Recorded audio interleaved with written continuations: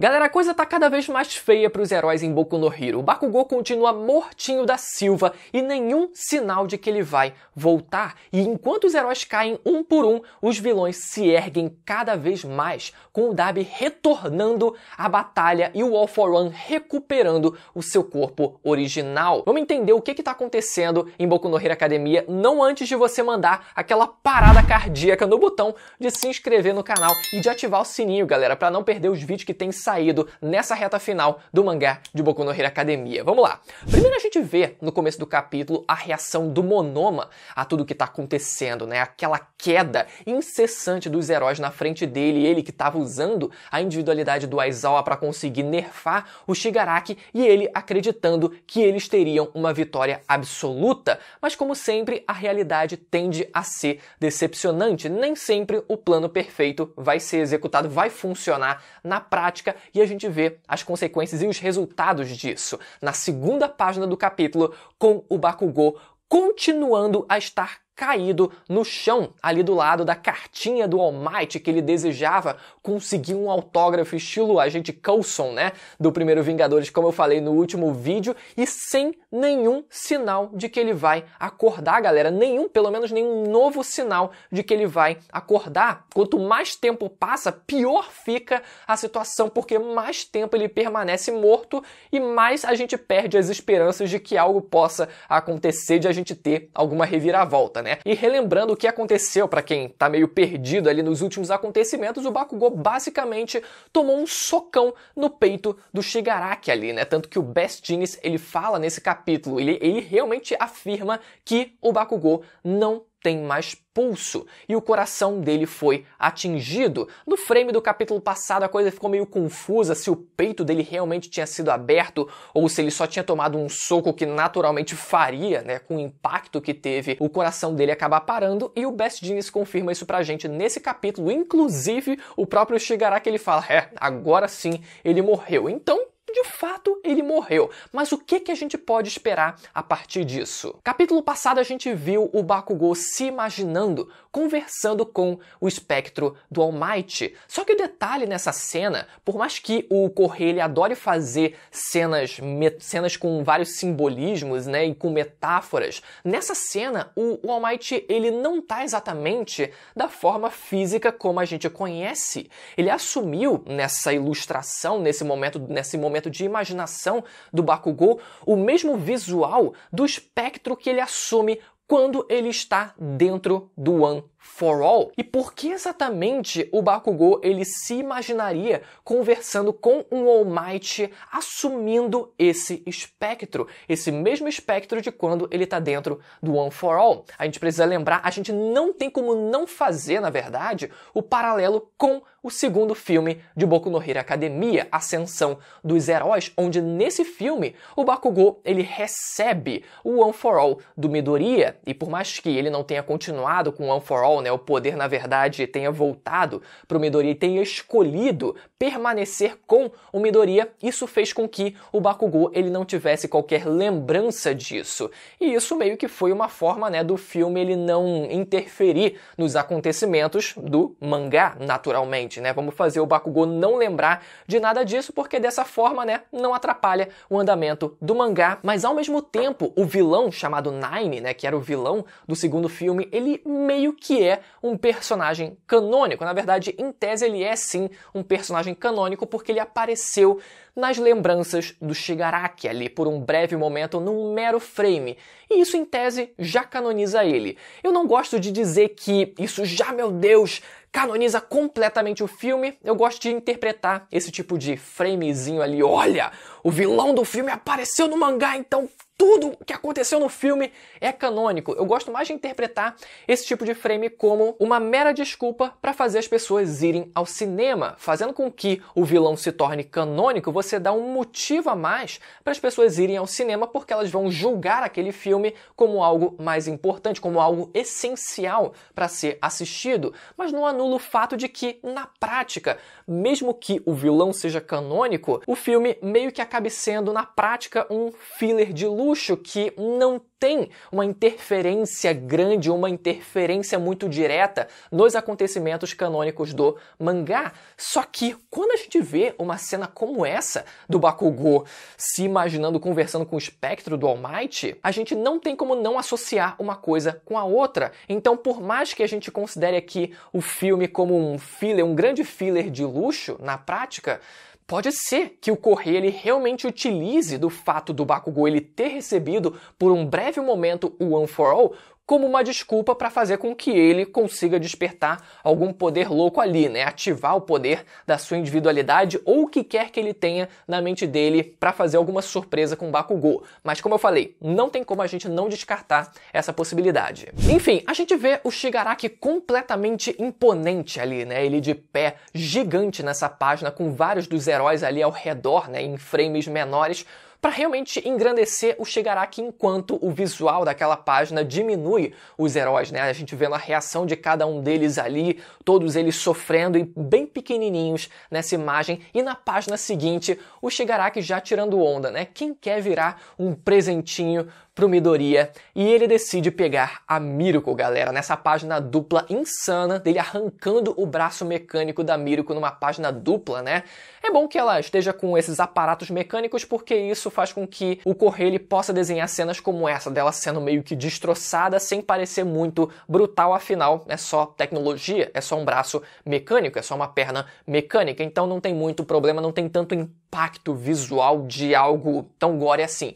Mas ainda assim, galera, falando aqui, aproveitando um pouco sobre a Miruko, nessa página, inclusive, ela até se sente muito culpada pelo que aconteceu na última guerra, onde ela teve a responsabilidade de quase ter conseguido parar o Shigaraki, ter matado ele, enquanto o Shigaraki ainda estava ali na sua incubadora, e o Shigaraki até conforta ela dizendo não, porque não fica assim, né? Mas o fato é que, assim como eu falei no último vídeo, a Miruko ela tá infelizmente muito apagada dessa guerra final. E ela não é uma personagem que precisa ter um background, um peso emocional, uma carga emocional, nada. Ela não precisa ter nada do tipo, tanto que da primeira vez que ela realmente entrou em ação na última guerra, quando ela começou a lutar pra valer, bastou ela ser uma máquina de batalha, uma máquina de combate para ela chegar impressionando todo mundo. A gente já comprou completamente a personagem só por ela ser essa máquina de combate e ir pra cima mesmo que ela tomasse dano, ela era um monstro.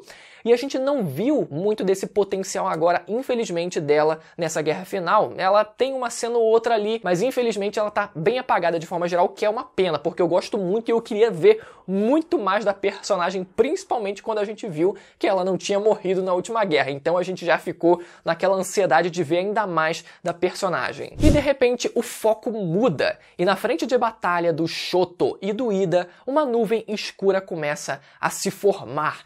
E de repente o Dabi ressurge, não das cinzas, bom, mas no meio das chamas. O Dabi não foi derrotado por completo ainda, galera. Vamos recapitular o que aconteceu primeiro para depois a gente falar sobre essa volta do Dabi. A gente viu que o Shoto ele conseguiu unir o seu poder de fogo com o seu poder de gelo, conseguindo assim criar chamas congelantes. Inclusive, muita gente fez a piada de que lembra o Chamas Gélidas, se eu não me engano, que é o nome do alien do Ben 10, que ele também consegue criar chamas, né, que congelam naturalmente. E que, apesar disso ser algo que existe na vida real, né, foi usado uma justificativa mais alegórica dentro do mangá, mas que o Shoto tinha primeiro usado como defesa, assim, formando um colete de defesa, né, como se fosse um colete à prova de bala ali, protegendo o peito dele para proteger as áreas vitais, e depois ele usou isso de forma ofensiva para, teoricamente, finalizar o Dabi. Só que, pelo que a gente viu nesse último capítulo, nesse capítulo dessa semana, o Dabi ele conseguiu imitar o Shoto e se defender no último segundo também, criando esse colete de chamas gélidas para proteger as suas partes vitais do seu corpo. Agora, sobre essa volta do Dabi, eu ainda tô tentando processar e eu acho que tem, de alguma forma, potencial para a coisa ela ficar mais empolgante, para a coisa ficar mais emocionante, até porque o próprio Dabi, ele parece já, assim que ele volta, despertar um interesse em querer saber onde que estava o Endeavor.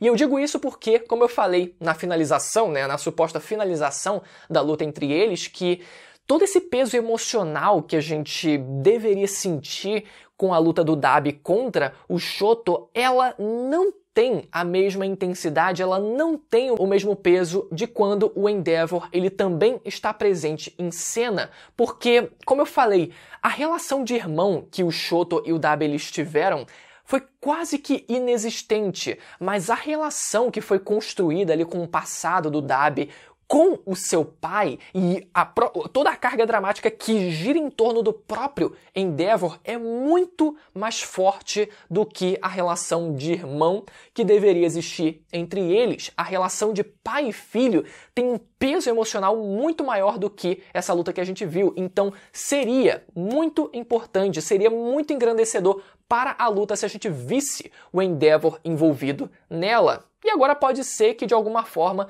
o Endeavor ele acabe realmente envolvido, e isso, como eu falei, pode ser um ponto a mais ali, algo que possa engrandecer essa luta contra o Dabi, né, que vai agora pro round 2. E nisso a gente vê o Dabi chamando o nome do Skeptic, né, que é o hacker da Liga dos Vilões ali, teoricamente para saber onde estaria o Endeavor. Pelo menos é isso que o Skeptic ele já assume e ele já fala. Não, o Endeavor tá na linha de frente contra o All for One, mas eu não tô tempo não para lidar com teus problemas familiares, enfim.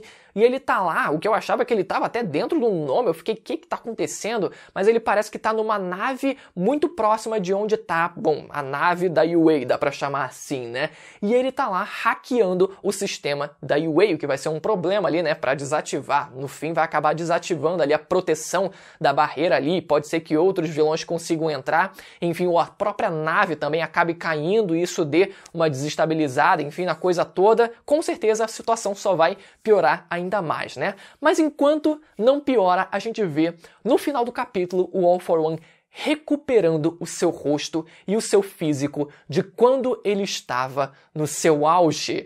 Galera, bonitão o homem, a gente meio que já conhecia boa parte do rosto dele quando ele ainda tinha rosto, né? Antes dele ter se transformado numa batata, a gente já conhecia meio que o rosto dele, a gente agora só tá vendo os olhos dele. E por enquanto nenhum grande indício de que ele seja o pai do Midoriya, né? Agora, seria muito louco se o All for One de alguma forma ele visse a mãe do Midoriya, né, e visse e ela reconhecesse ele, né, quando antes de virar uma batata fica... Mas aí a mãe do Midoriya teria que aparecer nessa história, né, porque a gente não sabe se o Midoriya em si ele vai conseguir lembrar do rosto do All for One. Mas quando ele chegar, galera, se realmente ele lembrar, se ele... Pera, eu acho que eu te conheço. Aí pronto, meu amigo, aí entrega de vez todo o plot aí, tá confirmado praticamente. Mas enquanto a gente não tem essa confirmação, vamos lá para a explicação de como ele conseguiu recuperar esse físico dele, né? A gente vê como o All for One usou de alguma forma o poder da Eri. Ele não sequestrou ela diretamente, ela continua segura, mas ele deve ter feito alguma engenharia reversa com as munições anti-individualidade que o Overhaul tinha criado, né, já que essas balas elas estavam em posse da própria Liga. O Shigaraki inclusive usou, né, para dar um tiro na perna do Aizawa na última guerra. Então, eles tinham posse dessa tecnologia, eles devem ter investigado e assim eles tenham conseguido fazer alguma coisa para fazer com que o corpo dele voltasse ao seu estado original. Agora, definindo aqui o poder da Eri, o poder dela basicamente permite retornar a um estado físico anterior através da rebobinação. No caso das balas que apagam a individualidade, o mais provável que acontecesse era o fator quirk da pessoa rebobinar até o ponto em que ela não tinha se desenvolvido. O fator quirk, no caso, não teria se desenvolvido porque os poderes se manifestam ali durante a infância, né? Ou seja, a pessoa não nasce exatamente com seus poderes. Ele se manifesta depois de alguns anos de idade. Então, você rebobinando, que é a definição base do poder da Eri, você rebobinando através das balas anti-individualidade, você rebobina ali o poder até o momento em que ele não se manifestou ainda no corpo da pessoa. E esse fator quirk não é um negócio tirado do nada, é um termo que se refere justamente à parte do corpo de uma pessoa que é responsável por fazer um poder funcionar e que é, por exemplo, o que o Aizawa consegue apagar quando ele usa o seu poder nas outras pessoas. Ele inibe esse fator quirk.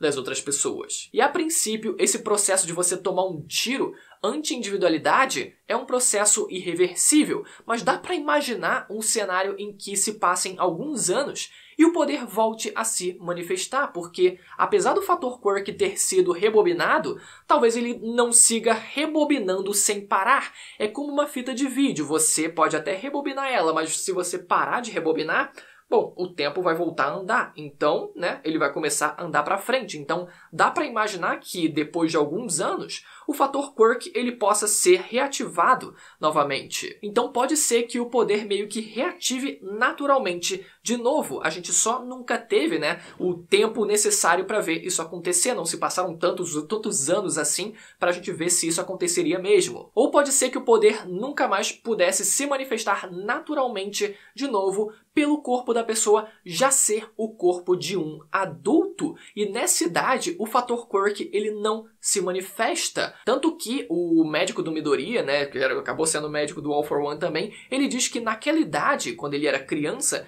já não tinha mais muita esperança dele despertar qualquer tipo de individualidade. E o curioso é que a Eri consegue recuperar o poder do Mirio rebobinando o corpo dele. Então é como se ela tivesse rebobinado a rebobinação que apagou o poder dele. Isso meio que faz sentido de alguma forma. Agora, o caso do All for One, como eu falei, ele pode ter programado um novo remédio implantado no corpo dele para que fosse ativado em último caso, já que ele mesmo assume que era um risco que ele estava correndo ali. Mas o fato é que, em essência, ele conseguiu usar o poder da Eri de alguma forma, conseguindo mexer no que ele já tinha como material ali de estudo para conseguir usar isso no próprio corpo dele. Provavelmente ele vai explicar isso na prática, como ele, em particular, fez isso, mas eu quis já aproveitar para contextualizar toda essa questão do poder da Eri, que pode parecer confuso, já que ela, a princípio, consegue rebobinar o corpo, o estado físico das outras pessoas, mas foi criado a partir disso um poder que apaga individualidades. Isso parece muito mais um poder que teria sido extraído do DNA do Aizawa, por exemplo, do que do DNA da Eri. Mas se a gente interpretar dessa forma como sendo uma bala que consegue rebobinar o fator quirk do corpo de uma pessoa, isso faz sentido com a definição do poder da Eri. Enfim, galera, enquanto o Bakugou permanece morto, aproveite esse momento. Se você ficou até o final desse vídeo, você tem a obrigação de se inscrever no canal e de ativar o sininho para não perder a notificação dos vídeos que tem saído sobre essa reta final do mangá de Boku no Hero Academia. Tá sempre assistindo os vídeos aqui ou caiu de paraquedas e ficou até o final, tem a obrigação de se inscrever. Beleza? Até a próxima. Tchau.